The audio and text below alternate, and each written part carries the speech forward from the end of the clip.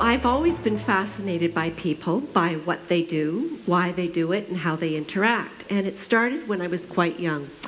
I would sit around and listen to adults in the conversation, enthralled by what they were saying because they were so passionate. And it seems that my sons caught on to it too, because years later, as I was driving them to daycare, a little voice in the back seat pipes up and says, "Mom, you like meetings, right?" I said, "Yes," thinking, what inappropriate comment have I made that he's going to repeat? And then he says, "Mom, when I grow up, I'm going to build a building and put a meeting in it for you." So, what was happening at that time? Well, I was working at a multimedia company that was on a fast track. It grew from 350 employees to 10,000 in 10 years, from $250 million to $4 billion in revenue. We were acquiring, we were starting up, and we were expanding business. But there was one startup that stood in mind more than anything else, and that was in Quebec. And the reason it did was we actually achieved a thriving work culture. Against all odds, we were launching 3 English-speaking networks at a time of the separatist vote. Remember that? We were introducing brand new technology that had never been used before.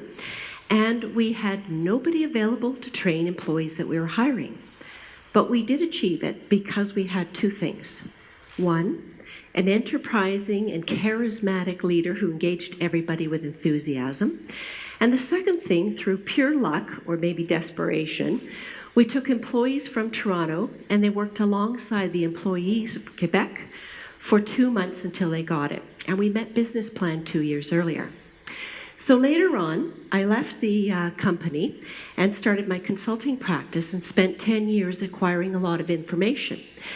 I conducted interviews with thousands of employees, managers, and owners, worked in hundreds of organizations, public, private, nonprofit, union, non-union, small, medium, and large, and worked across Canada, in the US, in Asia, in the Middle East, and North Africa. So the industries, there are actually 50 sectors. Here's some of the sectors that I worked in. National Rail, busing, courier airlines, First Nations, very interesting, we'll hear more about that. Steel fabricating, manufacturing, publishing, entertainment, retail, hospitality, architecture, engineering, and public and private education. Typically what I would do would be to have focus groups to get information. And that information came that looked something like this. 62 hours of focus group meetings, and this is for one employer. 6 were in-person locations around the world. 4 were conference calls. There were 1,767 comments that were recorded. So there's lots of information that I'm sorting through.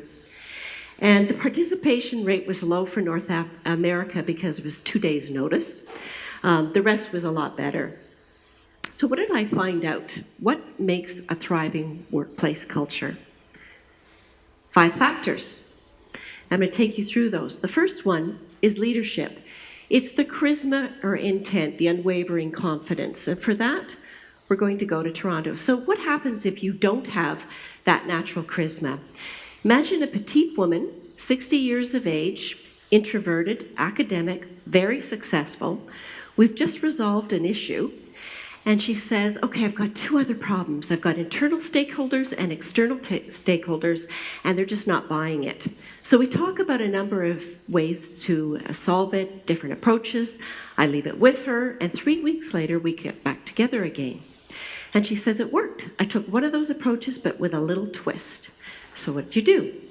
Well, she says, I knew I needed to mount a show of confidence. So before I left my office, I put my headset on, cranked up the volume, and listened to the theme of Rocky Balboa until I was pumped. So that's our leadership.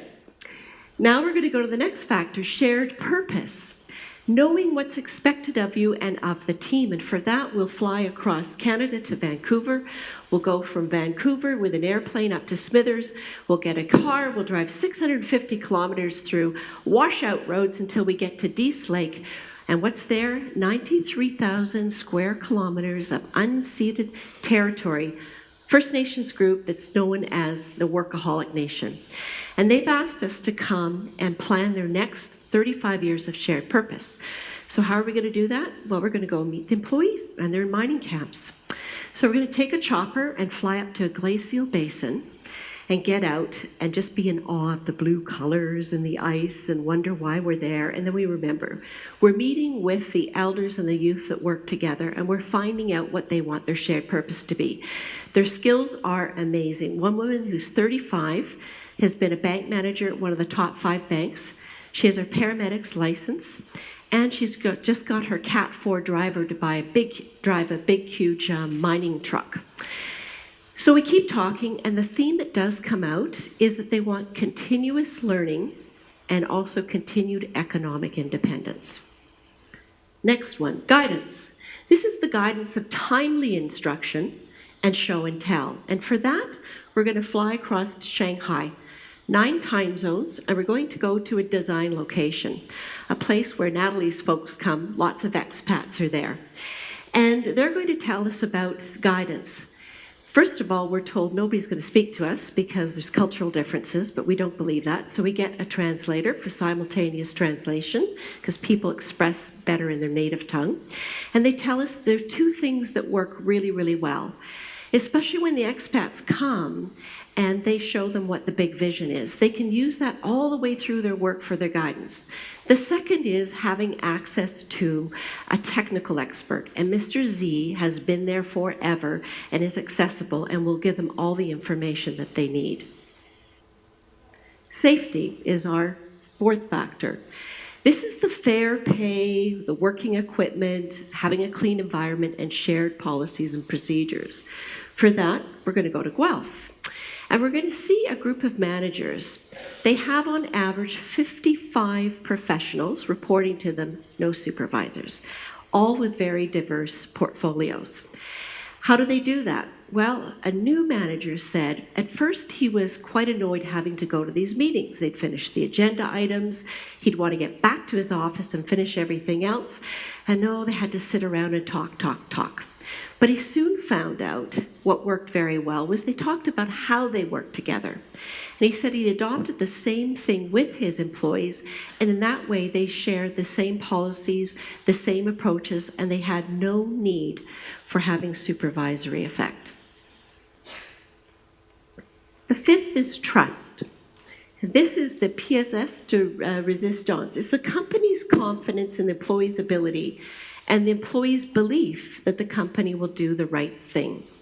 So we'll go to Mississauga, a small entrepreneurial company that's fast growth, expanding into the US in places that are Texas and California and Vermont.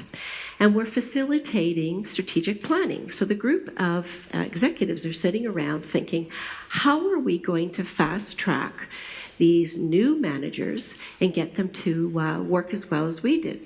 So one of them recalls the owner threw them out the window. Obviously, not literally, figuratively.